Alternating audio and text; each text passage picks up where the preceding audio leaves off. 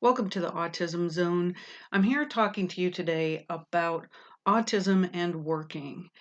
I know that this can be something that can be a question for all of us that are on the spectrum, and it can be a really big question when we first get that diagnosis, when our parents or me having three littles with autism as well. That's a really big question. Are they employable? I guarantee that people that hire people with autism wonder, are we employable?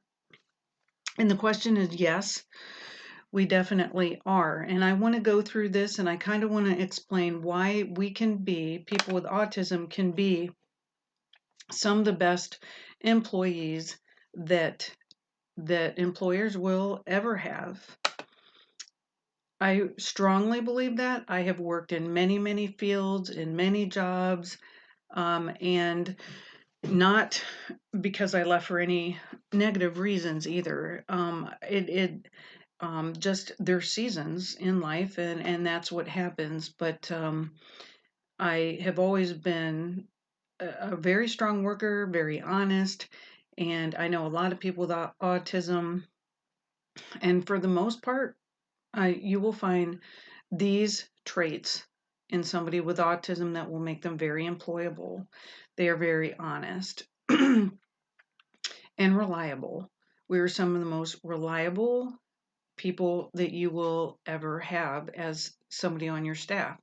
And a schedule, we keep to a schedule pretty strictly. We like everything to be exactly in place. And so we will stick to that schedule and we will be on time. We will keep good attendance. We will be there when you tell us to be. We will work as hard as you want us to all the way till we're done. I know, in fact, with me, even getting me to take a break is sometimes hard. The working part is not the hard part. The taking a break for me is even harder unless it's something like I need a sensory break for some reason. But when I'm on task and I'm doing what I'm supposed to do and I'm in the zone, it's hard for me to stop. We're also very meticulous and we are perfectionists. We like it to be exactly right, and we will work until it is exactly right. And we do follow directions, and sometimes it can be hard for us to understand the directions. So the only thing is to kind of make sure that we really do understand what's being told to us. Now, some of the ways that we can make sure that that helps is that there can be job coaches. And lots of times when, one of us start a new job, and that goes for anybody with disabilities, but somebody with autism, when we start a job, it's really good to have a job coach and to help us understand what is expected of us at that job. Now, I often call a job coach or anybody that's helping me in all kinds of situations, not just a work environment, not just something that I'm experiencing for the first time, but I call them my external brains. Now, I oftentimes take my external brains to places with me because I'm not really sure how to translate the world around me, and I'm not really sure what is expected of me. I don't really understand everything that's being told me. Sometimes I misunderstand or the cues. Um, I miss things, and until I get the environment down or my expectations down, I oftentimes need that external brain to help me get to where I'm supposed to be in the job or in that particular environment. And so training is really crucial, and doing it with us until we understand is really critical for us to be successful in that field. We need to get familiar with our surroundings, with the people. And I would say maybe even go several times before we even start actually getting paid, or part of the training is, it's expected that the person with autism is just going to need more time to adjust. because we really do need to know our expectations and have it all spelled out for us. Um, and just know exactly what is expected, because you have to make sure that you say it to them, have them say it back to you, model it, and have a lot of repetition. I know for me, whenever I've done jobs, um, I have to look around me. I have to kind of watch other people. Sometimes them just telling me isn't good enough, because I need to hear it, see it, do it, and all of those things put together really helps me be able to do a better job. And the last thing is repetition. So that really is critical for us to be allowed to have that piece in place, because it could take several times where, I can remember I used to live with somebody who, a friend of mine in college, and she could be told something and she instantly did it, and she was so smart and she got straight A's. And, I was there having to do something for hours and hours to try to learn it, and I would get a C. So, I mean, it really is just determination on our part, and we just have to realize that it's going to take time for us to be able to learn it, and our employers or job coaches or external brains have to just kind of stick with us and just kind of hope that, and help us get there, because we will. It just takes time. An encouraging attitude is really important, because we can pick up when somebody is not um, happy with how we're acting, and sometimes we can feel defeated pretty quickly. And just know that we're really trying, even though it might come across like we're slow and it might be annoying, but it could be helpful for the encouraging attitude to continue. Um, Again, because we really are trying. And again, I brought this up again, that the expectations are clear, because I have worked at places where they just are not, or they keep changing. Or as soon as you get to a certain point, it just changes to the point where you can't do it anymore.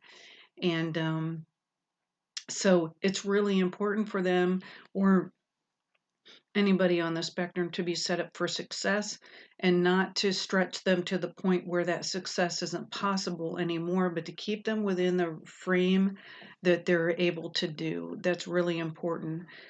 Make sure that what is expected is not outside of their ability. And again, and I kind of touched on this already, but we can learn slow and processing can be slow. So just really being patient and know ahead of time that, that is a possibility when we walk in the door. Um, so learning to speak each other's language is really important. Now, people with autism kind of speak one language, and the neurotypicals kind of speak another language. So being able to understand each other and try to figure out, okay, how do you communicate? How do you communicate? How do you understand? This is how I understand. And some people with autism really uh, don't say everything that they mean. They can not understand what you're saying. And so sometimes it does help to use less words and be very short and concise, because the more words you use, the more we're going to lose what you're saying. I know for me that that's the way it is. So, really trying to figure out how the person learns, know how I learn, know how you communicate. And somehow between all of that, and every person with autism is different. So, just because I walk in the door and I learn a certain way doesn't mean that the person over here with autism learns the exact same way. So, really trying to figure out where that particular person with autism, how they learn and how they can communicate, because we aren't always going to tell you what is wrong, and we do things wrong. So in spite of us doing something wrong, because it's going to be devastating, because a lot of people with autism, we get severely devastated when we do something wrong. And we just want to, it's kind of like that fight or flight. It's just like, okay, I have wronged you. I did a horrible job, and we could have done 99 things right and one thing wrong. And it's just the only thing that we can think of is that one thing that we did wrong. And so correct also in precise, exact, small ways or phrases, and to the point, so we exactly understand what's being said to us. Um, because I know, at least for myself, I want to do the best job, and I don't want to do the job wrong for you. I want to make you happy. So going back to modeling, make sure the person can do it numerous times before they are on their own. Um, so I kind of break this down a little bit by first do it with them, and then second, monitor what the person with autism is doing while you're right there and you're watching them, and you can help lead them and guide and instruct, and then thirdly, allow them to do it by themselves. Um, and you can still stay close by and watch and make sure. But so it's like this gradual backing off to the point where you're not doing it at all and they're doing it completely by themselves. But that modeling piece is extremely important, and that guidance, and knowing that you're there to kind of help get me or that person with autism to the point where they can do it on their own. Um, and if there is going to be a change in what your expectation is, or in the job, or in the time, or anything with the job at all, make sure that they know ahead of time. And I know, give plenty of time to adjust. Now, there is not always possible. It's not always possible, but if they can have a chance to know ahead of time, it is really helpful for us to know. I get that that is not always the case, because sometimes there are abrupt changes, but it is really critical, because as soon as there is a change in any aspect of the job, there's going to be a reaction, and it's going to take some time to adjust and for that to become the new norm. So it's really important, again, for success, for that to happen. Now, if that happens too many times, where there's too many changes and too many expectations that are changed without really warnings and help along the way, the safety of that job is just going to drop out from under them, and they're not going to feel safe anymore.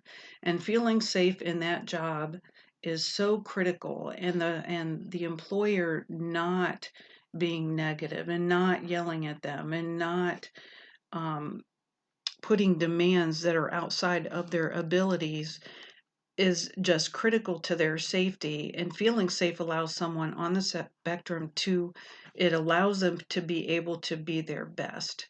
And that's what we all want. So if they do not feel safe, their work will start to fall apart. And it's just not going to work.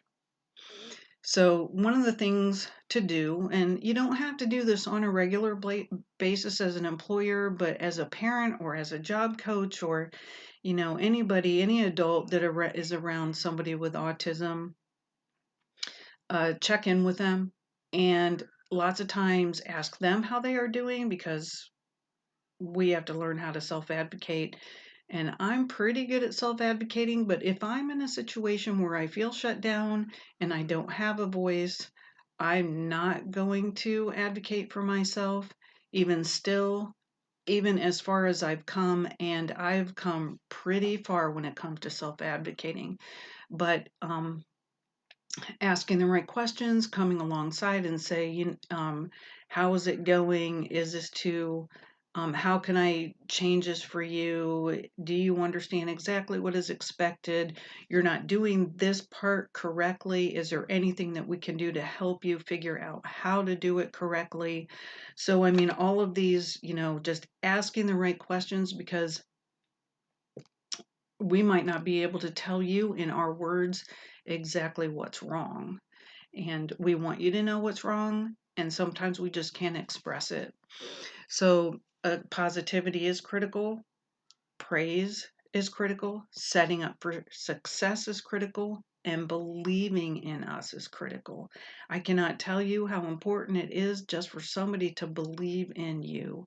I've had jobs where just because somebody believed in me, even though I felt like I was over my head in the position, I worked so hard for that person because they believed in me, which also made me believe in myself. And I wanted to perform and make people happy for that job and be successful. So uh, I'm hoping that this helped somebody.